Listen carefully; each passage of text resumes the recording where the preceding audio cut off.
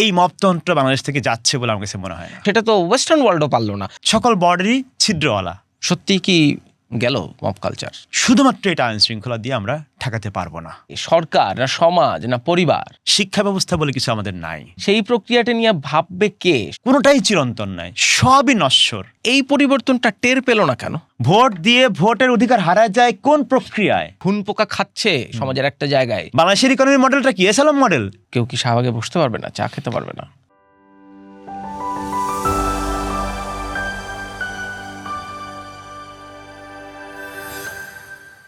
আইন শৃঙ্খলা পরিস্থিতি নিয়ে অনেক তো কথা হয়েছে অন্তর্বর্তীকালীন সরকারের সময়। তারপর নির্বাচিত সরকার এলো, সবাই বলছিলেন আইন শৃঙ্খলা পরিস্থিতির উন্নতি হবে, মব কালচারের অবসান ঘটবে।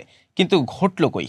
কুষ্টিয়ার দৌলতপুরের ঘটনা তো সবাই জানেন, তার পাশাপাশি শাহবাগে হামলা এবং শুধুমাত্র আইন শৃঙ্খলা পরিস্থিতি না, বরঞ্চ মানসিক শৃঙ্খলার পরিস্থিতিও এক ধরনের পর্যায়ে গিয়ে পৌঁছেছে, যখন বৈশাখী মঙ্গল শোভাযাত্রার নাম একবার আনন্দ শোভাযাত্রা করা হয়, আবার ফের করা হয় বৈশাখী শোভাযাত্রা। এই সার্বিক অবস্থায় বাইনারির যে সামাজিকতা এবং রাজনীতি, সেখান থেকে কি বাংলাদেশ বেরোতে পারলো, সেই নিয়ে একটু আলোচনা করতে চাই। আমাদের আজকের পডকাস্ট কথা চলুকের অতিথি সঙ্গীত শিল্পী ও গবেষক অরূপ রাহি। দাদা, আপনাকে আমন্ত্রণ জানাচ্ছি। ধন্যবাদ। শুরু করতে চাই লেটেস্ট ঘটনাটা দিয়েই। এই যে কুষ্টিয়ার দৌলতপুরে ফিলিপনগর গ্রামে একজন পীরকে পিটিয়ে হত্যা করা হলো, এবং প্রথম আলোর রিপোর্টে দেখছিলাম যে এই হত্যা করার প্রেক্ষাপটটা রীতিমতো তৈরি করা হয়েছে তার আগের দিন থেকে। আমরা তো আইন শৃঙ্খলা পরিস্থিতি নিয়ে অনেক আলোচনা করেছি অন্তর্বর্তীকালীন সরকারের সময়, তার আগের আমল তো বাদই দিলাম। নির্বাচিত সরকার এলো এবং স্বরাষ্ট্রমন্ত্রী খুবই ক্যাটাগরিক্যালি বলেছিলেন যে মব কালচারের কোনো প্রশ্রয় দেয়া হবে না। সত্যি কি গেল মব কালচার?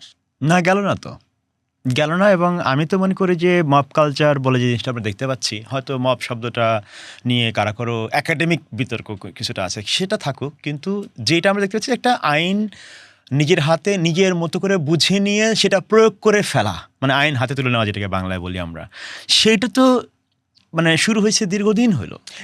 আলাপ তো ওইটা নিয়ে, মানে মব শব্দ নিয়ে হয়তো নানান রকমের, কিন্তু ব্যাপারটা হচ্ছে কিছু মানুষ দেশের আইন শৃঙ্খলা বিচার বিভাগ এগুলো তো তোয়াক্কা না করে জাস্ট নিজের মতো করে বুঝ দিয়ে একটা কিছু করে ফেলতেছে। এই যে জিনিসটা, এটা তো আসলে আজকে শুরু হয় নাই, ইউনূস আমলেও আসলে শুরু হয় নাই। আমি এটা গুরুত্বপূর্ণ মনে করি, যে আমি বরং চিন্তা করি এইভাবে দেখি, এইভাবে যদি আমরা দেখতে চাই, সেটা হচ্ছে যে একটা জমিন তৈরি হচ্ছিল যেখানে, এবং বলা যায় যে মানে উপরের স্তরের নিচে অনেক কিছুই আসলে গজাচ্ছিল, সেইটা যেন ইউনূস আমলে একদম মানে ঝাড়ে বংশে বেড়ে উঠলো আর কি। এইটা আসলে সিনারিওটা। কিন্তু তার আগেও সামান্য হলো সমাজে এই মব ধরনের প্র্যাকটিস চলতেছিল। ধরেন পালাগানে বাধা দেওয়া, এটা তো আজকের ঘটনা না, এটা ইউনূস আমলের শুরু হয় নাই। এইটা এমনকি আওয়ামী লীগের আমলেরও আগে থেকে শুরু হয়েছে বাংলাদেশে। মানে আওয়ামী লীগের 1.5 দশক থাকলো ক্ষমতায় জোরপূর্বক, তারও আগে থেকে বাংলাদেশে পালাগানে বাধা দেওয়া শুরু হয়েছিল। ফলে এই জিনিসটা চলতেছে। আমরা কিছুটা ওই যে অনেকটা ওই যে রুম ইন দ্য এলিফ্যান্টের প্রতীক আছে না, যে আমরা ঘরে আছি কিন্তু আমরা স্বীকার করতে চাই না, আমরা তো সাম্প্রদায়িক সম্প্রীতির দেশ, আমরা তো এইরকম একটা নিজেদেরকে বুঝ দিয়ে আমাদেরকে ভালো দেখানোর একটা খুব একটা কী বলা হয় যে সেলফ স্যাটিসফাইং একটা ন্যারেটিভ দিয়ে নিজেদেরকে আমরা রাখতে চাইছি। এটা আমাদের জন্যে ব্লান্ডার হয়েছে। আমরা সত্য স্বীকার না করে সত্যটাকে পাশে রেখে অন্য আর একটা সত্যকে দেখতে চাইছি বারবার। এই যে আমাদের উইশ, এই যে আমাদের আকাঙ্ক্ষা সমাজের বাস্তবতাকে অস্বীকার করে, এইটা আমাদেরকে ইউনূস আমলের ভয়াবহ মবতন্ত্রের দিকে নিয়ে আসছে, এবং এখন সেটা আরও মানে এটা আরও মানে আমি মনে করি যে চলমান থাকবে। এটা চাইলেই কেউ একদিন হঠাৎ করে বন্ধ করে দিতে পারবে, সেটা আমার কাছে মনে হয় না সোশিওলজিক্যালি স্পিকিং। আইন শৃঙ্খলা যার দায়িত্ব রাষ্ট্র এবং সরকারের নির্বাহী বিভাগের, সেটা তারা দেখবেন। এটা না দেখলে বরং আমরা তাদেরকে অ্যাকাউন্টেবল করব, তাদেরকে আমরা সমালোচনা করব, প্রতিবাদ করব। কিন্তু সোশিওলজিক্যালি যদি বলি, তাহলে এইটার আরও অনেক কার্যকারণ আছে। সেই কার্যকারণ অ্যাড্রেস না করলে এই মবতন্ত্র বাংলাদেশ থেকে যাচ্ছে বলে আমার কাছে মনে হয় না। আমি এই প্রসঙ্গেই আমি আসতে চাচ্ছিলাম। মানে একটা তো হচ্ছে ধরেন law and order situation, police আছে, আইন শৃঙ্খলা বাহিনী আছে, তারা দেখবে কেউ আইন নিজের হাতে তুলে নিলে। কিন্তু এই যে কুষ্টিয়ার যে ঘটনাটা, এই ঘটনাটা কি শুধুই আইন শৃঙ্খলার ব্যত্যয়? এটা কি এক ধরনের সামাজিক ভাবনার বহিঃপ্রকাশও কিনা? অবশ্যই সামাজিক ভাবনার বহিঃপ্রকাশ, এবং এটা কেবলই ল অ্যান্ড অর্ডারের মানে ফ্রেম দিয়ে দেখলে আমরা বড় ভুল করব। এটা অবশ্যই law and order issue, governance issue অবশ্যই, এবং কোনো মাত্রায়, পুরোটা যদি নাও হয়, একটা মাত্রায় গভর্নেন্স ফেইলিওরের ইস্যু। যেমন ধরেন কুষ্টিয়া ফিলেটমার্কের এই ঘটনার মোটামুটি শুধু একদিনের না, এটা আরও লম্বা সময়ের ব্যাকগ্রাউন্ড আছে। আমি যতটুকু খেয়াল রাখছি, এই শামীম আল জাহাঙ্গীর যিনি ওখানকার এই পীর সাহেব, তার কথাবার্তা নিয়ে, তাকে নিয়ে একটা অংশ তার বিরুদ্ধে একটা মানে বলা যায় যে এক ধরনের জমায়েত তৈরি করতেছিল, মতামতের জমায়েত তৈরি করতেছিল, এবং সেটার পরবর্তীকালে এই গিভেন কনটেক্সটে নতুন পলিটিক্যাল পোলারাইজেশন ঘটছে সমাজে, এইটার পরে এই ঘটনাটা ঘটলো। ফলে এই যে সোশিওলজিক্যাল ব্যাকগ্রাউন্ডটা, এইটাও দেখতে হবে আমাদের, এবং এই লক্ষণটা সমাজের সর্বত্র আছে। এই কারণে এটা কেবলই ল অ্যান্ড অর্ডার ইস্যু না, গভর্নমেন্ট দায়িত্ব আছে, তাকে ল অ্যান্ড অর্ডার দেখতে হবে, কিন্তু একই সঙ্গে এটাও খেয়াল করতে হবে যে এইটা সমাজের মধ্যে বড় কোনো একটা পরিবর্তনের ইঙ্গিত, এইটাকে না দেখলে আমরা ভুল করব। আমরা যে ধরেন ময়মনসিংহের গৌরীপুর না, এটা ময়মনসিংহের গৌরীপুরে একজনকে যে ভালুকায় দীপুচন্দ্র দাস, কিংবা শামীম আল জাহাঙ্গীর, আরও অনেক নাম বলা যাবে, আজকে আমরা সব নাম বলার সুযোগ নেই আমাদেরকে। এই যে ঘটনাগুলো ঘটতেছে, এইটা সমাজের মধ্যে একটা বড় পরিবর্তনের ইঙ্গিত হিসেবে পাঠ করা দরকার। এটার ইঙ্গিতে নাই, আমার বক্তব্য এটা ইঙ্গিতেই আর নাই, এটা এখন অত্যন্ত প্রকট, এটা আর প্রচ্ছন্ন নাই, এটা প্রকট আকার ধারণ করছে, এটা অনেকটা মহামারীর লেভেলে পৌঁছায় যাচ্ছে। এই যে ব্যাপারটা, এই চেঞ্জের প্রক্রিয়াটা কি, কেন, কি পরিবর্তনটা ঘটলো, যেটা আপনি বলেন যে সমাজের মধ্যেকার একটা কি বলা হয় যে, আপনি শব্দটা কি, একটা সামাজিক ভাবনা। তো আমি মনে করি কি যে এইটা ধরেন বড় আকারে দেখতে গেলে আমাদের দেখতে হবে যে কেউ হয়তো বলেন যে এটা একটা সমাজের মধ্যে নৈতিকতার অবক্ষয়। আমি এই মোরালিস্ট জায়গা থেকেও দেখতে চাই না। আমার নৈতিকতাই হয়তো আমাকে, আমার নৈতিকতার বুঝ হয়তো আমাকে এরকম একটা অন্যায়, জুলুম, হত্যা পর্যন্ত করাইতে পারে, ওটাও কিন্তু আমার কাছে নৈতিক মনে হবে। এবং আসলে তাই ঘটছে, যারা একটা হত্যা করে এই রকম কেসে, ডাকাতির হত্যা নয় বা অন্য কোনো ক্রিমিনাল অফেন্সের ক্ষেত্রে নয়, এইরকম ক্ষেত্রে এই হত্যাকাণ্ডগুলা কিন্তু অনেকটাই তার কাছে তার একটা মোরাল জাজমেন্ট থেকে আসে, যেটা আমার মনে হয় করণীয়, কর্তব্য, এটা কিন্তু মনে হয়। তার মানে এটা মোরালিস্ট জায়গা থেকে দেখলে হবে না, বরং কি প্রক্রিয়ায় সমাজে এইরকম মোরালিটি পয়দা হয়, ওইটা দিকে খেয়াল করা দরকার। এইটা হচ্ছে সোশিওলজি, যে এইখানে আমাদের এখানে সমাজে কি ঘটলো এমন, যেই কারণে লোকেরা নির্দ্বিধায় এইরকম হত্যাকাণ্ডের মধ্যে ঢুকে যেতে পারতেছে। সেই মোরাল ব্যাকগ্রাউন্ডটা কী দিয়ে তৈরি হলো, এই মোরাল এনভায়রনমেন্টটা কী দিয়ে তৈরি হলো, এই মোরাল আর্গুমেন্টটা কী দিয়ে তৈরি হলো, এবং এই আর্গুমেন্টের বাইরে আর কোনো আর্গুমেন্ট সমাজে কেন হাজির নাই, কেন সুস্থ বিতর্কের পরিবেশ তৈরি হচ্ছে না, কোথায় আমাদের শিক্ষা গেল, কোথায় আমাদের নৈতিকতা বিষয়ক আরও বড় ডিসকোর্সের মধ্যে যাওয়ার জায়গাটা কেন সমাজ থেকে হারায় গেল। এই সংকটগুলো যদি আমরা না দেখতে পাই, শুধুমাত্র এটা আইন শৃঙ্খলা দিয়ে আমরা ঠেকাতে পারবো না। এটা কে দেখবে? এই যে নৈতিক ভাবনার অবক্ষয় বলছেন, কিংবা আপনি বলছিলেন যে হ্যাঁ, তার নৈতিক জায়গা থেকে হয়তো সে সঠিক কাজটা করেছে, তিনি ভাবছেন কিন্তু আমাদের, কিন্তু এই যে তার এক ধরনের নৈতিকতার ভাবনা, সমাজের আরেক অংশের নৈতিকতার ভাবনা, কিন্তু অ্যাজ আ স্টেট বাংলাদেশের তো একটা নৈতিক অবস্থান আছে, মানুষের জীবনের তো একটা নৈতিক অবস্থান আছে। সেই প্রক্রিয়াটা নিয়ে ভাববে কে? সরকার, না সমাজ, না পরিবার? হ্যাঁ, এটাই প্রশ্ন। এবং ধরেন যে আমি যেটা বলছিলাম যে নৈতিকতা ফাংশন করে একটা সমাজে, একটাই কোনো নৈতিকতার ধরন বা স্ট্যান্ডার্ড কাজ করে না। সমাজের মধ্যে কিছু গড় জায়গা থাকে, গড় নৈতিক স্ট্যান্ডার্ড থাকে, যেমন হত্যা করা মহাপাপ, এই যে গড় স্ট্যান্ডার্ড নৈতিকতা, এইখান থেকে কেন কিছু মানুষ ছুটে যায়, বের হয়ে যায় এবং কাউকে হত্যা করে বা জুলুম করে, বহুভাবে করে। আজকে তো বাউল ফকির ধরনের মানুষদের উপরে, পালাগানের উপরে যেই নির্মম নির্যাতন জুলুম চলতেছে একের পর এক, এই দাড়ি গোফ কেটে দেওয়া। আমি তো ওই যে টুকটাক আজকাল ভিডিও ফরম্যাটে কাজ করি, তো আমার কমেন্টগুলো আসে কি জানেন তো, যে গোফ, এত বড় গোফ নিয়ে সে লেকচার দিতে আসছে কেন, বুঝছেন? এইটা তো বাউল ফকিরদের গোফ কেটে দেওয়ার তো আমি প্রতিবাদকারী একজন, সংগঠিত করছে আমি সে প্রতিবাদ। তো এখন সমাজের মধ্যে এই যে পরিবেশটা তৈরি হয়েছে, এই পরিবেশটা তৈরি করার পেছনে অনেকগুলি কারণ দায়ী। যেমন আমি যদি একটা বলি, বাংলাদেশে গত কয়েক দশক জুড়ে সবচেয়ে বড়, যদি আমরা বলি যে একটা বড় সমাজের ধ্বংসের দিক হচ্ছে আমাদের শিক্ষা ব্যবস্থা বলে কিছু আমাদের নাই। আমাদের সমাজে চিন্তা, ক্রিটিক্যাল থিঙ্কিং যেটা দিয়ে তৈরি হবে সেইটার তো একটা বড় জায়গা হচ্ছে ধরেন আমাদের শিক্ষার বুনিয়াদ, যেটা ফান্ডামেন্টাল, যে একটা বেসিক স্ট্রাকচার শিক্ষার, ওইটা ধ্বংস হয়ে ফসিল যুগে পৌঁছে গেছে। এই যে অবস্থাটা, এটা সমাজে কি হচ্ছে? সমাজে কোনো ক্রিটিক্যাল থিঙ্কিংয়ের পরিবেশ, আবহ, ইকোলজি, ইকোসিস্টেম নাই। মানে আমরা কোনো ক্রিটিক্যাল ম্যাস তৈরি করতে পারিনি। অ্যাবসলিউটলি নাই। মানে অবশ্যই কিছু মানুষ আছে বলে সমাজে ভয়াবহ ডেইলি হয়তো 10টা খুন হচ্ছে না, কিন্তু এই যে বছরে 3টে যদি খুন হয়, মানে হচ্ছে সমাজের মধ্যে শিক্ষার, মানে এইরকম খুন হত্যাকাণ্ড, তার মানে হচ্ছে সমাজের মধ্যে শিক্ষার, ক্রিটিক্যাল থিঙ্কিংয়ের, ধর্ম, সংস্কৃতি, ইতিহাস বোঝার, বিজ্ঞান বোঝার, কালচার বোঝার কোনো রকম বেসিক চিন্তার প্রস্তুতি সমাজের মধ্যে গড়হাজির নাই। এইটাই আসলে এই পরিবেশটার বৈশিষ্ট্য, এবং তার মধ্যেই আসলে এই ঘটনাগুলি ঘটতে পারতেছে। কিন্তু আপনি যে ব্রডার অ্যাসপেক্টে বললেন, এই এই এই প্রেক্ষাপট থেকে কি পৃথিবীর কোনো দেশই, এমনকি প্রথম বিশ্ব যাদেরকে আমরা বলি ওয়েস্টার্ন ওয়ার্ল্ড, সেইখানেও তো খুন হয়, ধর্ষণ হয়, রাহাজানি হয়, তারাও তো এমন কোনো পরিবেশ তৈরি করতে পারলো না যেখানে অতি উন্নত শিক্ষা ব্যবস্থা দিয়ে মানুষকে ওই ভাবনা থেকে বের করে আনা যায়, মানুষ মারা যাবে না, মানুষ হত্যা মহাপাপ। সেটা তো ওয়েস্টার্ন ওয়ার্ল্ডও পারলো না। তার মানে কি এটা গ্লোবাল ফেনোমেন? পারলো না কি পারলো, এইটা হয়তো একদমই আইদার অর করে বলা যাবে না। যেমন ধরেন যে আমি যেটা বললাম যে সমাজে কিন্তু একটা নৈতিকতা, আমেরিকাতেও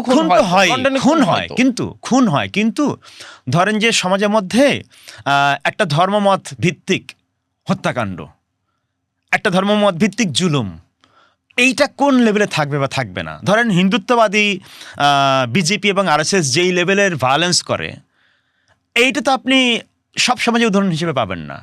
কিংবা আমাদের দেশে দক্ষিণপন্থী, মানে অতি দক্ষিণপন্থী ইসলামিস্ট ধারার মানুষজন যে এরকম মব কালচারের নেতৃত্ব দিচ্ছেন বা তাদের এটার যুক্ততা, এটা তো অনেক সমাজেই নাই এরকম।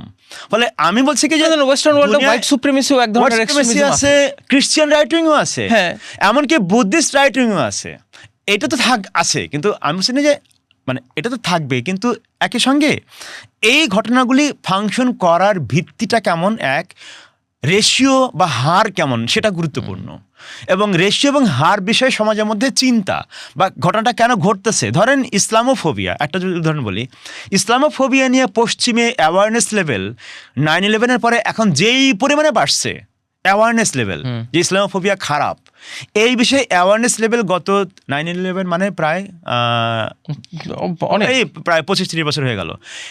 এই সময়ের মধ্যে বিরাট কিন্তু পশ্চিমা সমাজে শিক্ষার বা চিন্তার, ক্রিটিক্যাল থিঙ্কিং জায়গায় কিন্তু ওয়েস্টার্ন সমাজ অনেকটাই আসছে বলে আপনি এখন প্যালেস্টাইনের পক্ষে বিরাট মিছিল, সবচেয়ে বড় মিছিলটা কিন্তু পশ্চিমই হয়। এগুলো খেয়াল করতে হবে। আমরা এইটা কোনোদিন নিশ্চয় দিতে পারবো না যে কোথাও কোনো খুন হবে না, কিন্তু আমরা কি দেখতে চাইবো? আমরা দেখতে চাইবো যে অন্যায়ের বিরুদ্ধে সমাজের গড় মতামতটা হাজির হয়েছে এবং সেটা খুবই শক্তিশালী। ওই জিনিসটা যদি অ্যাচিভ করে একটা সমাজ, ওই সমাজটা সফল। যেখানে প্যালেস্টাইনের পক্ষের মিছিল পশ্চিমা সমাজের বড় একটা ভালো দিকের লক্ষণ।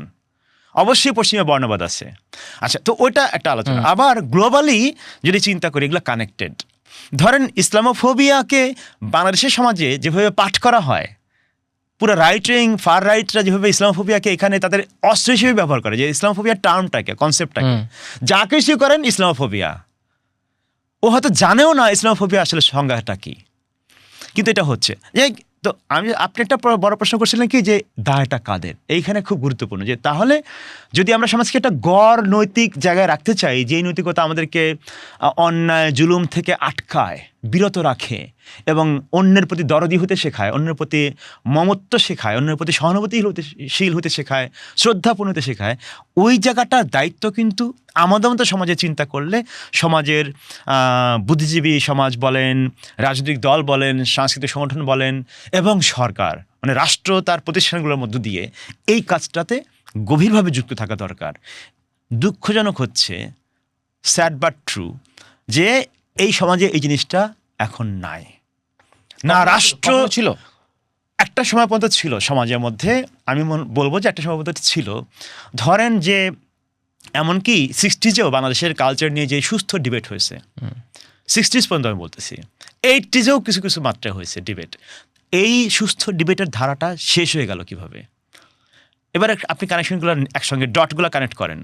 শিক্ষা ব্যবস্থা ধ্বংস, শিক্ষা ব্যবস্থা ধ্বংস, আমাদের রাষ্ট্রের চরিত্রের পরিবর্তন, সমাজ একটা নতুন রকম বিশ্ব ব্যবস্থার মধ্যে নতুন রকম ভূমিকা যাওয়া, মানে হচ্ছে ধরেন নয়া দুর্নীতিবাদ ইত্যাদি ইত্যাদি, সেগুলোর মধ্যে ঢোকা, ওয়ারেন্টারের পলিটিক্স, এইসব মিলায়ে পপুলিজম, এইগুলো মিলায়ে সমাজের মধ্যে কোনো দায়িত্বশীল রাজনীতি করা, দায়িত্বশীল সাংস্কৃতিক বোঝাপড়া করা, দায়িত্বশীল ধর্ম বোঝা, দায়িত্বশীল সমাজ তৈরি করার জন্য যে আপ্রাণ চেষ্টাটা থাকা লাগবে সমাজের সকল অংশের, ইনক্লুডিং রাষ্ট্র এবং তার নির্বাহী বিভাগ, এই জায়গাটা মিসিং, এই জিনিসটা নাই।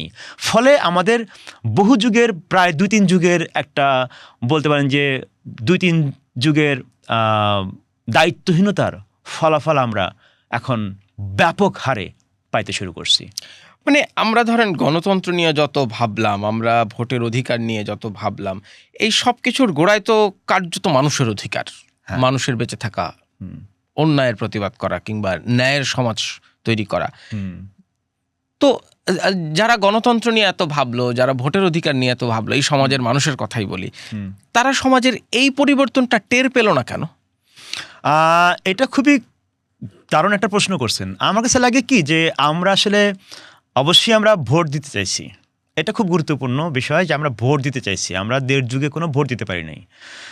এখন ভোট দেওয়ার অধিকার চাওয়া এবং গুম হতে না চাওয়া, আমি গুম হব না এবং আমাকে বিচার বহির্ভূতভাবে হত্যা করা হবে না, আমার সন্তান দুধে ভাতে থাকবে, এই বেসিক মিনিমাম চাওয়া, এই সব মিলাই তো আসলে আমাদের গণঅভ্যুত্থানটা হয়েছে। কিন্তু শুধুমাত্র এই জায়গা থেকে গণঅভ্যুত্থান হয়েছে এমনও নয়। গণঅভ্যুত্থানের মধ্যে আরও একটা অংশ কিন্তু এটাও ছিল যে যারা আসলে গণতন্ত্রই মিন করে না, এটাও কিন্তু ছিল। গণতন্ত্র তারা চাই না, গণতন্ত্রকে তারা কুফরি মনে করে, গণতন্ত্রকে তারা হারাম মনে করে, এই অংশও কিন্তু গণঅভ্যুত্থানে ছিল। এইটা একটা কম্পোজিট একটা ব্যাপার ছিল। কিন্তু গণঅভ্যুত্থানটা একটা বলতে পারা যায় যে একটা বহু মতের মানুষের reaction to the Hasina regime, ওইটা ছিল।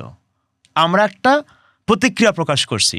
আমি আগেও বলছি, এখনও মনে করি যে আমরা সমাজগতভাবে, সামগ্রিকভাবে আমরা কোনো প্রস্তুতি নিই নাই, বা প্রস্তুতির ক্ষেত্রে আমাদের ব্যাপক দুর্বলতা বা ঘাটতি ছিল, যে আমরা কি করে ঠিক সত্যিকার অর্থে আমাদের মতন সমাজে, একটু একাডেমিক শোনাবে, শুনতে ভারী শোনাবে, থিওরিটিক্যাল শোনাবে, যে আমাদের মতন পোস্ট কলোনিয়াল সমাজে, আমাদের মতন উত্তর ঔপনিবেশিক পুঁজিবাদী সমাজে এবং বিশ্বের এই বাস্তবতার মধ্যে আমাদের সমাজে কি করে ঠিক গণতন্ত্রটা হবে, আইনের শাসনটা হবে, মানুষের অধিকারটা হবে, এই বিষয়ে সমাজের মধ্যে ব্যাপক গভীর তাত্ত্বিক, দার্শনিক, সাংস্কৃতিক, রাজনৈতিক এবং সামাজিক প্রস্তুতি ছিল, এটা আমি মনেই করি না। এবং সেটা ছিল না বলেই আজকে আমরা দেখতে পাচ্ছি যে সমাজের মধ্যে গণতন্ত্রের বিরুদ্ধ মতের বিরাট একটা আস্ফালন সমাজের মধ্যে হাজির হচ্ছে। এইটা তো এতটা হওয়ার কথা না একটা গণঅভ্যুত্থানকারী সমাজের মধ্যে, তাই না? হইল কীভাবে, থাকলো কীভাবে? কারণ আমাদের ওই প্রস্তুতি নাই।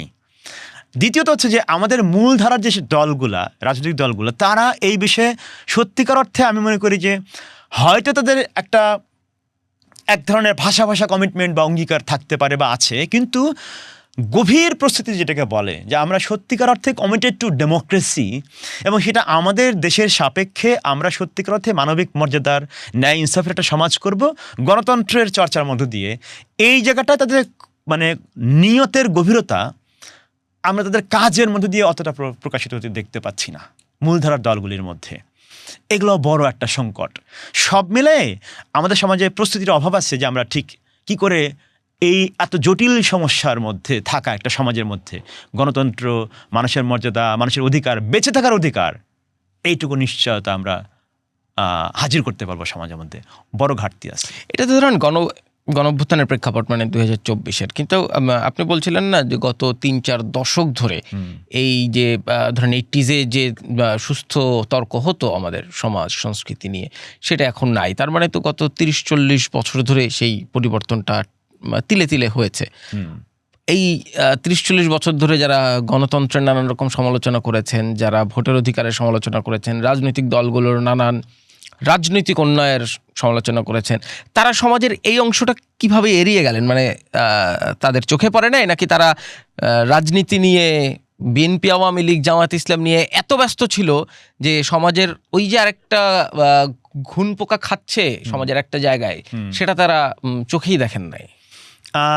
আপনার দ্বিতীয় কথাটাই সম্ভবত ঠিক, যে আমরা সমাজের, বিশেষ করে এই দায়টা আমি দেখব অনেক বেশি সমাজের বিদ্যুৎ সমাজের, মানে যারা চিন্তা ভাবনা, পড়াশোনা করা, বুদ্ধিজীবিতার চর্চায় যুক্ত, মানে নিবেদিতভাবে সমাজে সবাই হয়তো চিন্তা করেন, কিন্তু যারা নিজেদেরকে গবেষক, অ্যাকাডেমিশিয়ান, বুদ্ধিজীবী হিসেবে চিন্তা করেন বা করি, তাদের এখানে একটা বড় দায়িত্ব ছিল যে আমাদের মতো সমাজে গণতন্ত্র করার ক্ষেত্রে যে চ্যালেঞ্জগুলো হাজির হচ্ছে সোশিওলজিক্যাল, সমাজগতভাবে, সমাজতাত্ত্বিক জায়গা থেকে দেখলে, সেই চ্যালেঞ্জগুলোর ব্যাপারে নজর রাখা, বোঝার চেষ্টা করা। ওইখানে আমাদের বিদ্যুৎ সমাজের একটা বড় ফেইলিওর আছে। আমি বলবো না যে সবাই মানে খেয়াল করেন নাই, কিন্তু মোটা দাগে গড়ভাবে চিন্তা করলে এটা আমাদের বুদ্ধিজীবী সমাজের বা বিদ্যুৎ সমাজের ফেইলিওরের একটা, ব্যর্থতার একটা দিক। কেন বললাম কথাটা, যে এই যে আমি একটু আগে বললাম না যে আমাদের সমাজে গণতন্ত্র কীভাবে হবে, তার তাত্ত্বিক চ্যালেঞ্জগুলো কী, এই নিয়ে সমাজে খুব বড় গভীর বিতর্ক হয় নাই। আমরা ভাবছি ভোট দিলেই ডেমোক্রেসি হয়ে যাবে, খালি ভোটটা দিতে পারলেই ডেমোক্রেসি হবে। তো ভোটটা দিলাম, ভোট দিয়ে ভোটের অধিকার হারা যায় কোন প্রক্রিয়ায়, সেটা নিয়ে গভীর আলাপ কোথায়? আমরা আলাপটা করি যে কনস্টিটিউশনের ক্লজ থাকলেই মনে হয় ডেমোক্রেসি থাকে। ব্যাপারটা তা না। কনস্টিটিউশনের ক্লজ জাস্ট নাই হয়ে যাবে যদি পাওয়ারের বিন্যাসটা, আমি বলি যে সমাজের ক্ষমতা বিন্যাস বা শক্তি বিন্যাস চেঞ্জ হওয়ার মাত্রই আপনার কনস্টিটিউশন নাই হয়ে যাবে। তার মানে সমাজের গভীরভাবে ডেমোক্রেসিটাকে রোপণ করার ব্যাপার আছে। আর সেই রোপণ করার কাজটা কিভাবে হয়? আমাদের সামাজিক, সাংস্কৃতিক, রাজনৈতিক প্রস্তুতির মধ্য দিয়ে হয়।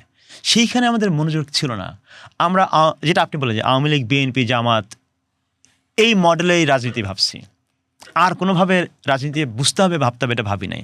আরও বড় কিছু জায়গা আছে, যেমন ধরেন যে এই যে আমি যেহেতু বলি যে গত 2-3 দশকে বাংলাদেশের মতো সমাজে একটা বড় জটিলতা হচ্ছে যে আমাদের সমাজের মধ্যে কতগুলা ঘটনা একসঙ্গে মিলে এই কমপ্লেক্স সিচুয়েশন তৈরি করছে।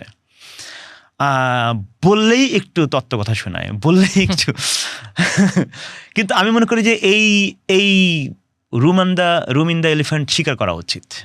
আমি মনে করি যে আমাদের ওই চিন্তার সাহসটা করা উচিত এবং আমাদের চিন্তার আলস্য পরিত্যাগ করা উচিত। এই যে আমাদের সমাজে ধরেন এক ধরনের যেই পোস্ট কলোনিয়াল ক্যাপিটালিজম, তার যে সংকট, এখানে কোন ধরনের ক্যাপিটালিজম আসলে ডেমোক্রেসি অ্যালাউ করে, কোন ধরনের ক্যাপিটালিজম আসলে ডেমোক্রেসি অ্যালাউ করে না, সমাজের মানুষকে কী রোল নিতে হয় একটা দেশে ডেমোক্রেসি রাখতে। কারণ ডেমোক্রেসি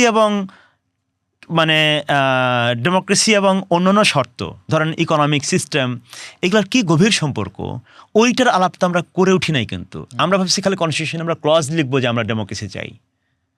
আমরা এইটা তর্ক করেই নেই বাংলাদেশে যে কোন রকম অর্থনীতির মডেল আসলে ডেমোক্রেসি অ্যালাউ করে। S Alam model democracy allow করে কিনা, এই আলাপ আমরা করি নাই। তো বাংলাদেশের ইকোনমির মডেলটা কি? এস আলম মডেল, শেখ হাসিনা আমলে। তো এস আলম মডেল ইকোনমি আসলে ডেমোক্রেসি অ্যালাউ করে কিনা, এই আলাপ তো আমরা করতেছি না। আমাদের না অর্থনীতিবিদরা আলাপ করতেছি, না আমরা রাজনীতিবিদরা আলাপ করতেছি। এবার আপনি চিন্তা করেন, এটার সঙ্গে আরও অ্যাড করেন যে এখানে ধর্ম বনাম সেকুলার বাইনারি ডিবেট, এখানে পশ্চিমে তৈরি হওয়া ইসলামোফোবিয়ার পলিটিক্স যখন পূবে বা আমাদের মতো সমাজে আসছে, ওয়ার অ্যান্ড টেররের পলিটিক্সের মধ্য দিয়ে সেইটা মিলে যে নতুন জটিলতা হইল। এখানে ইসলামিজমের যে নতুন উত্থান হইতেছে, রাইট উইং, ফার রাইটদের উত্থান হইতেছে, এইসব রিজিওনাল কিছু কানেক্টিভিটি আছে, পাশে দেশে হিন্দুত্ব আছে। ফলে এখানে ইসলামিজমের এমার্জেন্সির একটা গ্রাউন্ড তৈরি হচ্ছে। এবং এই ক্যাপিটালিজমটা এখানে মানুষকে বহু রকমভাবে বঞ্চনার অভিজ্ঞতা দিচ্ছে। ওর ব্যাংক লুট হয়ে যায়, ওর জমার টাকার খবর থাকে না, ওর বাচ্চার স্কুলে পড়াশোনা হয় না, এবং পাশে দেশে হিন্দুত্ব আছে, গ্লোবালি ইসলামিজমের ওয়ার অ্যান্ড টেরর আছে, মানে এসালাম মডেল আছে। কি জটিল পরিস্থিতি! এই সব পরিস্থিতি একসঙ্গে ধারণ করে আমাদের যে একটা প্রয়োজনীয় রাজনৈতিক দিশা লাগবে, প্রয়োজনীয় একটা সাংস্কৃতিক দিশা লাগবে, প্রয়োজনীয় একটা তাত্ত্বিক দার্শনিক একটা চিন্তা পদ্ধতি এবং দিশা লাগবে, ওই জায়গাটায় সমাজ খুব বেশি মন দিয়ে রাখছে। আমার পর্যবেক্ষণ সেটা বলে না। ফলে এর মধ্যেই এত কিছু ঘটতেছে। এইবার আপনি আসেন সেই ফিলিপনগর বলেন, সেই ময়মনসিংহের ভালুকায় দীপচন্দ্র দীপচন্দ্র দাসের কথা বলেন, কবি লড়াই বন্ধ করা বলেন, ওরসের নুরা পাগলার ঘটনা বলেন, ওরস বন্ধ হওয়া বলেন, এসালম মডেল বলেন, একসঙ্গে গাথা আছে। আমি মনে করি যে একসঙ্গে গাথা আছে। এই যে একসঙ্গে গাথা হিসেবে যে কাজ করে, এইটাকে চিনতে চেষ্টা না করাটা হচ্ছে আমাদের একটা সমাজের একটা গড় বুদ্ধিবৃত্তিক ব্যর্থতা। আমরা এই কারণে ওই যে একটা সহজ সমীকরণ চাচ্ছি। এই যে একসঙ্গে আপনি যে এলিমেন্টগুলো গাঁথলেন, আপনার কি মনে হয় না সমাজে এই একসঙ্গে গাঁথা এই এলিমেন্টগুলোর একটা বেনিফিশিয়ারি শ্রেণী আছে? অবশ্যই যারা আছে, এটাকে টিকিয়ে রাখে। অবশ্যই আছে, অবশ্যই আছে। এবং মুশকিলটা হচ্ছে, দুর্ভাগ্যের ব্যাপার হচ্ছে যে এইটার সুবিধাই বেশিরভাগ অংশ ভোগ করে। সমাজের কায়েমি যে স্বার্থ বলে না, বেস্ট ইন্টারেস্ট গ্রুপ, এক্সিস্টিং অনেক পলিটিক্যাল পার্টি বা এক্সিস্টিং অনেক বড় বড় পার্টির প্রবণতাও ওই রকমই, পপুলিস্ট গেইন করা। এই অবস্থার একটা পপুলিস্ট গেইন করো তুমি, এইটাই পলিটিক্স। এবং এইটার মধ্যে বেশিরভাগ অংশই ডুবে থাকা, এইটাই হচ্ছে দুর্ভাগ্যজনক। কখনো কখনো আমরা কিছু কিছু ভালো জেস্টার দেখছি, যেমন হয়তো কেউ বলছেন যে আমরা আস্তিক নাস্তিক সকলের সরকার হব। এই কথাগুলো শুনতে ভালো শোনাইছে, কিন্তু এইটার জন্য সমাজের প্রস্তুতি কোথায়? ওই প্রস্তুতির ক্ষেত্রে আমাদের বড় ঘাটতি আছে। এবং শুধু প্রস্তুতির ঘাটতি নাই, আমি মনে করি যে অঙ্গীকারের ঘাটতি আছে মোটা দাগে আমাদের সকল মহলের। বরং আমরা এটার সুবিধাই নিতে চাচ্ছি। ফার রাইটরা ফার রাইট সুবিধা নিতে চাচ্ছে, পপুলিস্ট দুই পক্ষেই থাকে, রাইট এবং লিবারাল দুই পক্ষেই থাকে, লেফটেও থাকে। তো লেফট তো নাই, ফলে ওই আলাপ করে লাভ হচ্ছে না। কিন্তু রাইট এবং লিবারাল দুই পক্ষের মধ্যেই মূলত পপুলিস্ট গেইন করার ধান্দাটাই সমাজে প্রবল, যে কারণে তলায় হাত দিয়ে দেখে রিয়েলি সত্যিকার অর্থেই ক্রাইসিসটাকে ফিল করে ওখানে নিজের একটু ভূমিকা রাখা, যে আমরা এখান থেকে বের হই সমাজগতভাবে, আমরা একটু ভূমিকা রাখি সমাজটাকে এখান থেকে বের করে আনার। কিন্তু বের হলে তো তার বেনিফিট থাকবে না।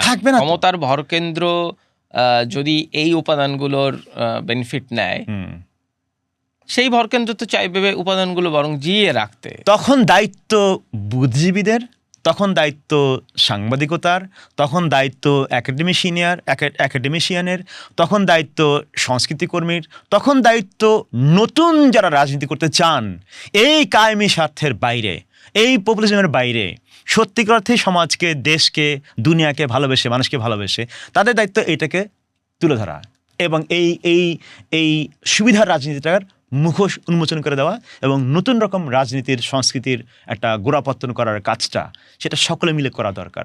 ওই জায়গাটায় আমাদের বড় ঘাটতি আছে। আমরা দেখলাম যে গণঅভ্যুত্থানের সময় একটা মানুষজনের একটা বড় ইচ্ছা ছিল বাংলাদেশের মানুষের, যে নতুন প্রজন্ম আসবে এবং তারা একটা নতুন রাজনীতি উপহার দেবে। আমরা দেখলাম যে বাটপাড়িতায় ভরা সেগুলা। তো এটা একটা বড় সমস্যা। এবং আমরা আসলে এর জন্যে এই নতুন প্রজন্মের বিরাট একটা অংশ যারা কিনা ধূর্ত পলিটিক্সের মধ্যে ঢুকে গেল, এরপরে কিন্তু বিরাট একটা অংশ ছিল যারা কিনা সত্যিকার অর্থেই সমাজে একটা গণতান্ত্রিক ন্যায় ইনসাফি রূপান্তর চাইছে।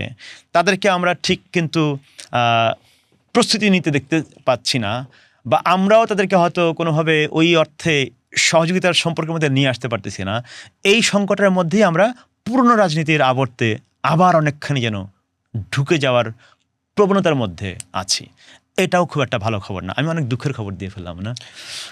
আমি আরো দুঃখের খবর তাহলে মনে করাই আপনাকে। শাহবাগে সম্ভবত গতকাল অথবা পরশুদিন, আমরা আজকে কথা বলছি যখন, আজকে 13 তারিখ এপ্রিলের, তো একদল মানুষের উপর হামলা হয়েছে এবং বলা হচ্ছে তারা একটি নির্দিষ্ট শ্রেণীর মানুষ, বলা হচ্ছে তারা LGBTQ কমিউনিটির সদস্য। এর আগেও এক ধরনের এই ধরনের হামলার ঘটনা ঘটেছিল। কারা হামলার শিকার হচ্ছেন, কারা হামলা করছে? শাহবাগ তো মানুষের, কেউ কি শাহবাগে বসতে পারবে না, চা খেতে পারবে না? শাহবাগ আসলে মানুষের না, শাহবাগ আসলে যার যার তার।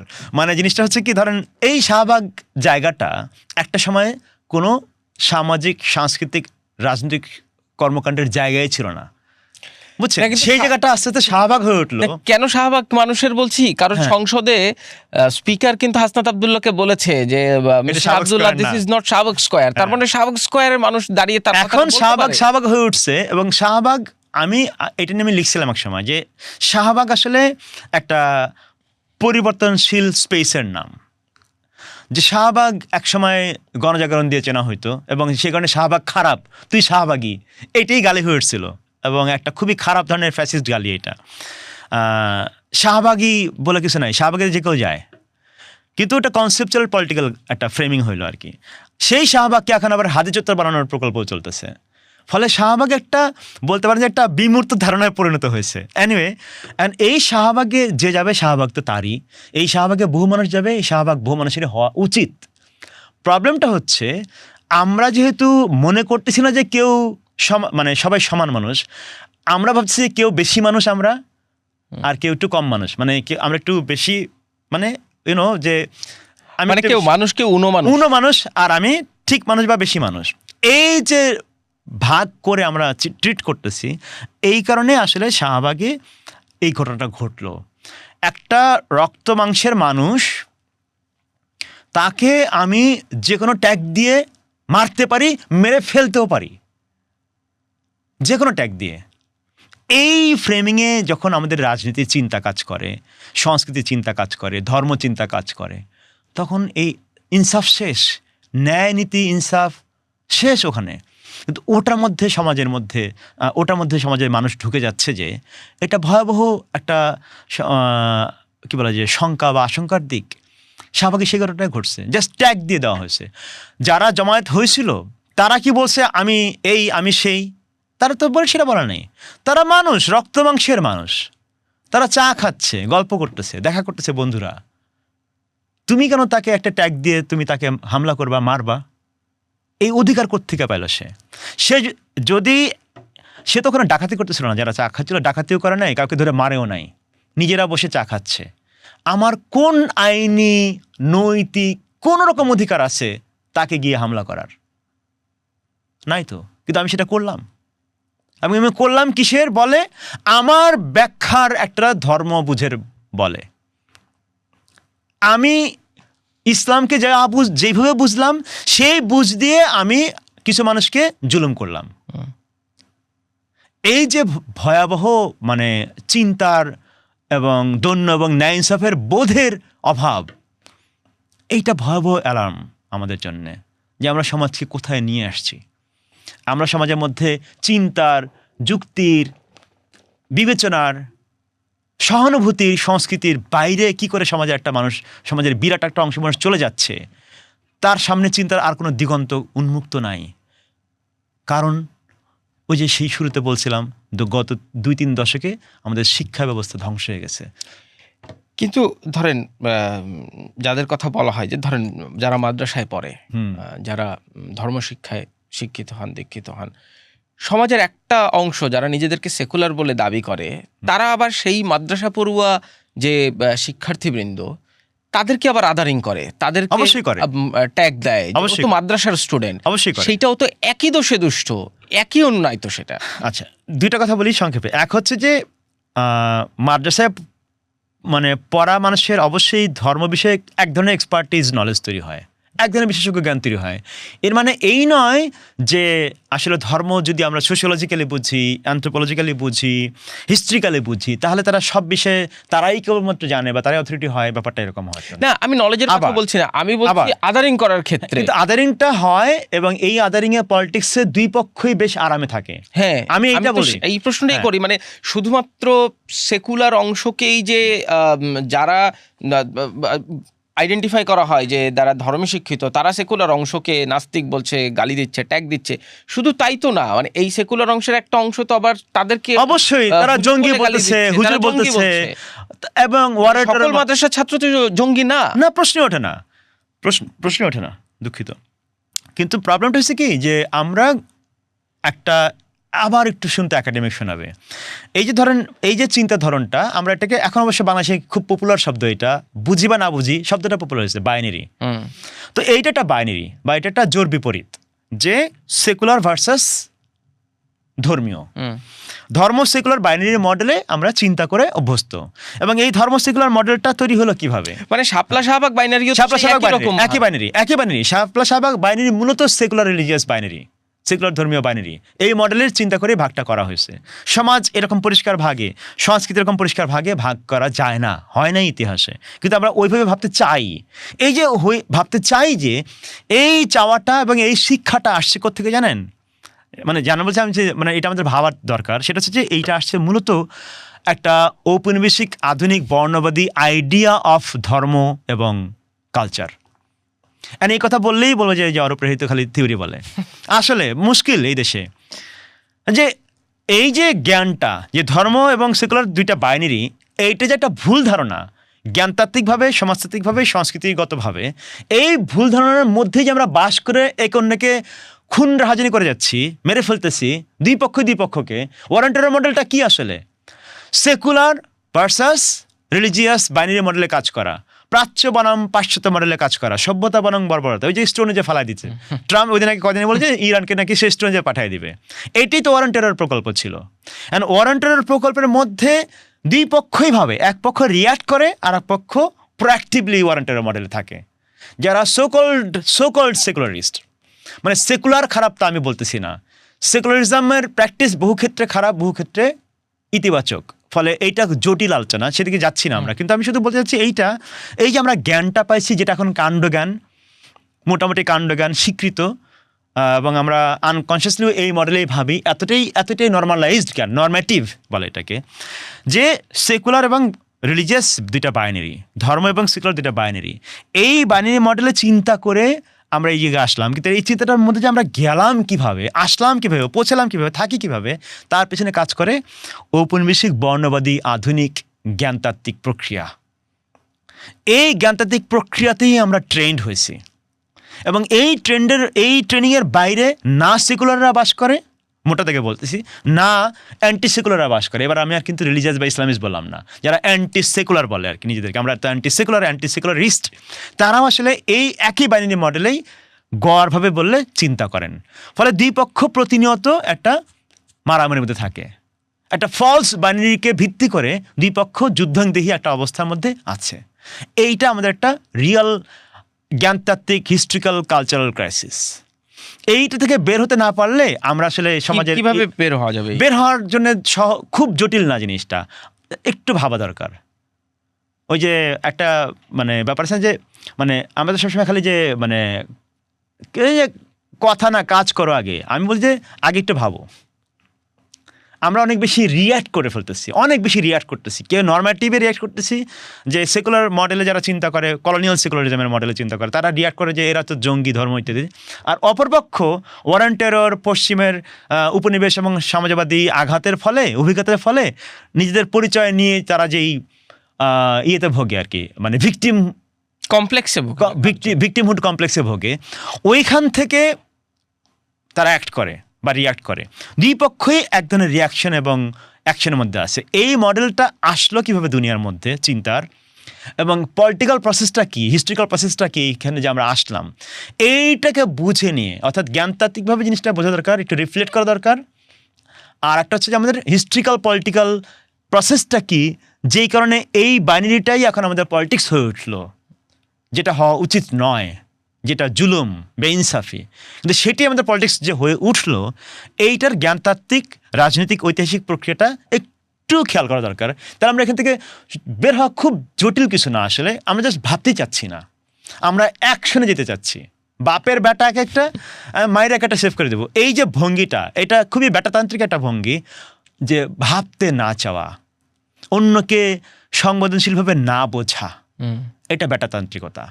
এই বেটাতান্ত্রিকতার মধ্যে দুইটা পক্ষই কাজ করে বলে আমরা একটা পারস্পরিক প্রেম, ভালোবাসা, বন্ধুত্ব, সহমর্মিতা, ওই জায়গাটায় এসে এই অন্যকে বুঝতে চেষ্টা করতেছি না, আমরা এই অন্যকে জাস্ট শত্রু ঘোষণা করতেছি। এটা ভয়াবহ খারাপ একটা পলিটিক্স। একটা শোভাযাত্রা, যেটার নাম মঙ্গল শোভাযাত্রা হিসাবে দীর্ঘদিন চলল, তারপরে সেটা অন্তর্বর্তীকালীন সরকার করলো আনন্দ শোভাযাত্রা, নির্বাচিত সরকার বিএনপি এসে আবার এটার নাম দিল বৈশাখী শোভাযাত্রা।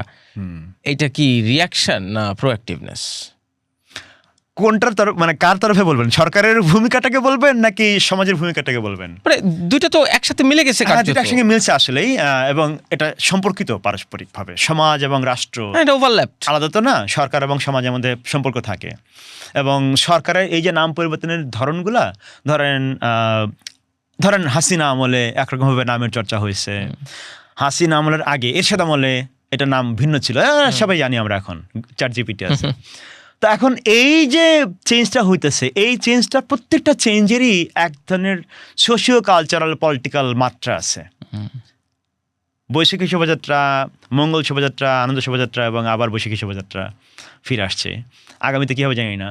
এবং নাম নিয়ে, শব্দ নিয়ে আলাপ বিতর্ক, এইটার মধ্যে অবশ্যই রিয়াকশনের মাত্রাটা অনেক আছে। আমি তো মনে করি যে মূলত রিয়াকশন, এবং সেই রিয়াকশনটা সবাই করে। কীরকমভাবে আমি বলি, যেমন ধরেন আমরা ধরে নিই যে মানে আমাদের একটা মোটা দাগে চিন্তা থাকে যে বাঙালি সংস্কৃতি মানে হচ্ছে ব্রাহ্মণ্যবাদী কিছু আকার প্রকার, অনেকের ধারণা এটা, কিন্তু সেটা তো না। বাঙালি সংস্কৃতির মধ্যে সুফি ধারা আছে, বৈষ্ণব ধারা আছে, শাক্ত আছে, ইসলামের সুন্নি ট্র্যাডিশন আছে, এমনকি শিয়া ট্র্যাডিশন আছে। পারস্য থেকে তো আমাদের যে জিনিস যা আসছে তা তো অনেক বেশি পার্সিয়ান মুসলিম ট্র্যাডিশন, যা আমাদের শিয়া প্রভাব অনেক বেশি, সেটাও আছে। আমাদের এখানে বৈষ্ণবরা আছে, এখানকার সহজিয়ারা আছে, এখানকার নাচ ট্র্যাডিশন আছে, বুদ্ধ নানা অবশেষ আছে সংস্কৃতির মধ্যে, কত কিছু যে আছে, তন্ত্র আছে, এই সেই নানান কিছু। তো সেইটাকে আমরা কিভাবে রিডিউস করব একটা হিন্দুত্ববাদী কালচারাল বাঙালি ডেফিনেশনের মধ্যে? তো সম্ভব না, চাইলেও কেউ পারবে না, থিওরিটিক্যালি ইম্পসিবল, কিন্তু সেটাই অনেকে চেষ্টা করে ওটার মধ্যে ঢুকায় ফেলতে। আবার অন্যদিকে কেউ কেউ ভাবতেছে যে ইসলাম মানে হচ্ছে, কেউ ভাবতেছে বা একটা অংশ মনে করে যে ইসলাম মানে হচ্ছে যে এটা দেখতে আরবীয় জনগোষ্ঠীর কৃষ্টি কালচারের মতন দেখতে লাগবে, সায়েন্স সিম্বলগুলো হইতে হবে ওই রকম যেটা দেখতে আরবের মতন, এবং সেটার কাছাকাছি যদি পার্শ্বিক হয় বা মুঘল পর্যন্ত হয় তাহলে ঠিক আছে, এর বাইরে কিছু হওয়া যাবে না। এই যে ইসলাম বিষয়ক পপুলার বোঝাপড়া, এই যে আমাদের বাঙালি বিষয়ক পপুলার বোঝাপড়া, এবং সেই বোঝাপড়ার মধ্যে খাবি খাওয়া, এইটা একটা বড় সমস্যা। এবং সেইটার মধ্যে আমরা রিয়াক্ট করতে থাকি প্রতিনিয়ত। ঢেউ যেদিকে, আমরা সেই দিকে হয়তো থাকার চেষ্টা করি, অথবা ঢেউটাকে কেউ আটকাতে চেষ্টা করি। আমরা কেউ ভাবার চেষ্টা করি না ঢেউটা উৎপত্তি হয় কি প্রক্রিয়ায়। এটা সমস্যা। সমাজের দরকার কি? একটা সুস্থ সমাজ মানে একটা ধী শক্তিওয়ালা সমাজ। সমাজের ধী শক্তির বড় অভাব। আমি আর একটা ডাইমেনশন আসি, ধরেন যে ধর্ম, সংস্কৃতি আর হচ্ছে পরিচয়, এইটাকে আমরা চিন্তা করি যে ধরেন যেমন কেউ বললো না এই যে 24-এর গণঅভ্যুত্থানের সময় যে বাংলাদেশকে একটা সভ্যতা বানাবে, একটা সভ্যতা রাষ্ট্র বানাবে, মানে রাষ্ট্র যেটা যার মানে আধুনিক রাষ্ট্রগুলোতে কিন্তু মানে আধুনিক রাষ্ট্র বলতে বোঝায় যে মূলত ঔপনিবেশিক আধুনিক রাষ্ট্র, যাদের একটা টেরিটোরিয়াল সভরেনিটি বলে একটা ব্যাপার আছে, ভৌগোলিক সীমারেখা আছে। আমরা সংজ্ঞা পড়ছি না, ওই সংজ্ঞাগুলো যেটা কাজের না, রাষ্ট্র বিষয়ক। তো এই সংজ্ঞা অনুসারে আমরা যে ভৌগোলিক সীমারেখা পাই, এই ভৌগোলিক সীমারেখা এবং তার majority population, dominant majority population, তাদের সীমার মধ্যে আমরা ধর্ম, সংস্কৃতি, পরিচয়কে বেঁধে ফেলতে চাই। এইটা পুরোটাই একটা ঔপনিবেশিক বর্ণবাদী আধুনিক রাষ্ট্র সীমানা যে ব্যবস্থা, তার মধ্যে আমাদের চিন্তা কাঠামো বাধা বলে এটা আমরা করি। ধর্মকে কি আপনি জাতিরাষ্ট্র সীমানা দিয়ে বাধা যায়? যায় না। সংস্কৃতিকে বাধা যায়? যায় না। এমনকি ধর্মের মধ্যে বহু সংস্কৃতি এবং সংস্কৃতির মধ্যে বহু ধর্ম আসা যাওয়া করতে থাকে। সত্যিকার অর্থে কোনো চূড়ান্ত মুহূর্ত নাই যেখানে একটা ধর্মের একটা চূড়ান্ত পরিচয় বিন্দু থাকে। সত্যিকার অর্থে একটা কোনো মুহূর্ত নাই একটা সমাজের, বলতেছি ব্যক্তি থাকতে পারে, যেমন কেউ বলে যে উনি আমাদের মডেল, একজন ব্যক্তিকে বললেন, কিন্তু সমাজের মধ্যে যদি চিন্তা করি, বড় ইতিহাসের মধ্যে যদি চিন্তা করি, তাহলে কোনো একটা পরিষ্কার বিশুদ্ধ বিন্দু নাই বা রূপ নাই যেটা অনুকরণ করে বাকি সময়গুলো চলতে থাকবে। এটা সম্ভব না, কিন্তু ওইটি আমরা চেষ্টা করি। আমরা বাঙালি বলতে একটা কিছু পার্টিকুলার জিনিস বুঝি, ফিক্সড চিরায়ত। আমরা ইসলাম বলতেও, মুসলিম হওয়া বলতেও বুঝি একটা কোনো ফিক্সড চিরায়ত রূপ। ইতিহাসে এইভাবে কাজ করে না, সমাজের মধ্যে হিউম্যান হিস্ট্রিতে এইভাবে কাজ করে না। কাজ করে বরং একটা মিশ্র প্রক্রিয়ায়, মিল মোকাবেলায়, নেগোসিয়েশনে একে অন্যকে প্রভাবিত করে, রূপান্তরিত হয়। সেই রূপান্তরের ফলাফলই আজকের দুনিয়ার ইসলামও, আজকের দুনিয়ার মুসলিমনেসও, আজকের দুনিয়ার বাঙালি পরিচয়ও। কোনোটাই চিরন্তন নয়, সবই নশ্বর। এই চিন্তাগুলো আমরা করতে পারতেছি না বলে আমরা অনেক বেশি এসেনশিয়ালিস্ট হয়ে যাচ্ছি এবং হিস্ট্রিক্যাল একটা কী বলা যায়, একটা ঐতিহাসিকভাবে একটা স্থির নির্দিষ্ট কোনো একটা পরিচয়ই আসলে চিরকালের পরিচয় এইভাবে ভাবতেছি বলে, এবং ওটাকে ধরে বাকি চিন্তাগুলোকে আমরা বিবেচনা নিচ্ছি না বলে একটা কোনো পরিচয় বাদ ভিত্তিক, একটা পরিচয় ভিত্তিক একটা পলিটিক্স তৈরি হচ্ছে সমাজে। আমার পরিচয় শ্রেষ্ঠ, এই জায়গায় মানুষ পৌঁছাচ্ছে, তুমি ভুল, এই জায়গায় পৌঁছাচ্ছে। কিন্তু হিস্ট্রিতে একটা বড় থিওরি হয়ে যাচ্ছে, না না বলেন না, বর্ডার থিঙ্কিং বলে একটা কথা আছে। এইটা সব ডিকলোনিয়াল থিওরির আলাপ। গ্লোরিয়া আনজালদুয়া বলে একজন ফেমিনিস্ট থিওরিস্ট, কবি, ফেমিনিস্ট থিওরিস্ট, মেক্সিকো বর্ডারের, এই যে যুক্তরাষ্ট্র মেক্সিকোর যে বর্ডার, এই বর্ডার সময়ের বর্ডার অঞ্চলের মানুষ উনি। এবং এই বর্ডারের মধ্যে, সোকল বর্ডারের মধ্যে যারা আসা যাওয়া করে জীবনের অভিজ্ঞতা নিয়ে, সংস্কৃতি নিয়ে, রাজনীতি নিয়ে, জীবনযাপনের ধরন নিয়ে, তাদের চিন্তার ধরনটা কি হয়, ওইটা ওনার লেখার মধ্যে আসছে। তো ওই কারণে এটাকে বর্ডার থিঙ্কিং অ্যাপ্রোচ বলে। যে বর্ডার আসলে আমরা যেটা একটু আগে বললাম, যে জাতিরাষ্ট্র সীমানার মধ্যে আমরা বর্ডার চিন্তা করি, বর্ডার এইভাবে কাজ করে না। সকল বর্ডারই ছিদ্রওয়ালা, কালচারও ছিদ্রওয়ালা, ধর্মও ছিদ্রওয়ালা। মানে ধর্ম যখন সমাজে চর্চিত হয়, ধর্ম কিতাবে আইডিয়াতে কি আছে আর ধর্ম ইতিহাসে কি আছে, ইতিহাসে মনে হয় বলতে একদম ইতিহাসের কাদা মাটিতে, হ্যাঁ, বরফে পাথরে, চর্চা, মরুতে, চর্চায় যা আছে তা এক জিনিস না। সবের মধ্যেই সব কিছু আসা যাওয়া ঘোরাফেরা করে। এই যে আসা যাওয়া ঘোরাফেরা করে, সেটার একটা ছোট্ট নমুনা বলি। ইন্টারেস্টিং, দেখেন কত ইন্টারেস্টিং। আমরা এগুলাকে যদি বর্ডার থিঙ্কিং মডেলটা আমরা চিন্তা না করি, আমরা যে কোনো কিছুকে বিশুদ্ধ করার প্রকল্পে নিয়ে যাব এবং আমরা জুলুম করতে শুরু করব। যে কোনো বিশুদ্ধতাবাদী প্রকল্পই জুলুম নিয়ে আসে, সেটা বাঙালি সংস্কৃতি পরিচয়ের নামে হোক, সেটা মুসলিম সংস্কৃতির নামে হোক। যদি বিশুদ্ধতাবাদী হয়, সে জুলুম করবেই অন্যের উপরে। ইতিহাসে এভাবে কাজ করে না। ইতিহাসে কি আছে? বুদ্ধের মোকাম বলে একটা জিনিসও আছে। আমি একটা বাংলাদেশি উদাহরণ দিচ্ছি, আরাকান অঞ্চলের, যে এমন একটা গৃহ যেটা নাম হচ্ছে বুদ্ধের মোকাম। খেয়াল করেন, বুদ্ধ এবং মোকাম, মোকাম কিন্তু বাংলা শব্দ না, ফার্সি বা ওই অঞ্চলের শব্দ। মোকাম মানে কিন্তু গৃহ বা একটা পবিত্র স্থান। বুদ্ধের নামে হওয়া বুদ্ধের মোকাম, সেখানে আরবি, সুফি এবং বৌদ্ধ সংস্কৃতি মিলেমিশে একটা নতুন অবস্থা তৈরি হচ্ছে। আমরা হুসেইনি ব্রাহ্মণের নাম শুনছি না। মানে সমাজে কোনো কালচার এবং রিলিজিয়নের কোনো পরিষ্কার ডিমার্কেশন লাইন কাজ করে না ইতিহাসে। এর বাইরেও অনেক কিছু ঘটে। আমরা বিশুদ্ধতার নামে যদি চিন্তা করি, তাহলে এই সব কিছুকে আমরা ডিমোলিশ করতে থাকবো, ভায়োলেন্স করতে থাকবো আমরা। এই যে প্রক্রিয়াগুলো হয়, এইগুলোকে আমরা এই বৈশাখ, শোভাযাত্রা, আনন্দ, মঙ্গল, বিশাখা থেকে বৈশাখী, আমরা প্রতিনিয়ত বিশুদ্ধতার দিকে যদি যাত্রা শুরু করি, আমরা প্রতিনিয়ত ভায়োলেন্স করব, প্রতিনিয়ত অন্যায় করব, প্রতিনিয়ত জুলুম করব, প্রতিনিয়ত বেইনসাফি করব। এর বাইরে থেকে আমাদের ভাবা দরকার যে তাহলে আমরা কি করে সত্যিকার অর্থে পরিচয়ের প্রক্রিয়াটাকে ন্যায় ইনসাফের জায়গা থেকে বুঝবো, এবং প্রত্যেকটা মানুষের, প্রত্যেকটা সংস্কৃতির, প্রত্যেকটা ধর্মের ঐতিহাসিক, সামাজিক, দেশকাল প্রেক্ষিতে চর্চার জায়গা থেকে কি করে সেটা আমাদের ন্যায় ইনসাফি একটা পরিচয় বুঝের মধ্য দিয়ে আমরা সবাই মিলে একসঙ্গে থাকার চেষ্টা করব এবং অন্যের উপর জুলুম করব না। ওই বোঝাপড়ায় আমরা পৌঁছানোর চেষ্টা করতেছি কি না, তার উপর নির্ভর করবে আগামীতে আমরা সমাজ হিসেবে কোথায় যাব। মুশকিলটা হচ্ছে যে বাংলাদেশের রাজনৈতিক দলগুলি পপুলিস্ট, মেইনস্ট্রিম দলগুলি বেশি মোটা দাগে পপুলিস্ট। রাষ্ট্র বলে এখানে যেটা, যার দায়িত্ব, রাষ্ট্রীয় দায়িত্ব যেটা হওয়ার কথা, সেটা রাষ্ট্র পালন করতে পারে না। কারণ হচ্ছে আমাদের এইখানকার দেশীয় কনটেক্সটে ডেমোক্রেসির ক্রাইসিস। রাষ্ট্র তার ওই কাঙ্ক্ষিত ভূমিকা পালন করতে পারে না। ধরেন শিক্ষা ব্যবস্থা ফাংশন করে না, কেন করে না? তো ওইগুলা প্রশ্ন আছে। সব মিলায়ে আমরা এই জায়গাগুলোতে নজর যদি না দিই, আমরা আসলে এই বিতর্ক থেকে বেরোতে পারবো না।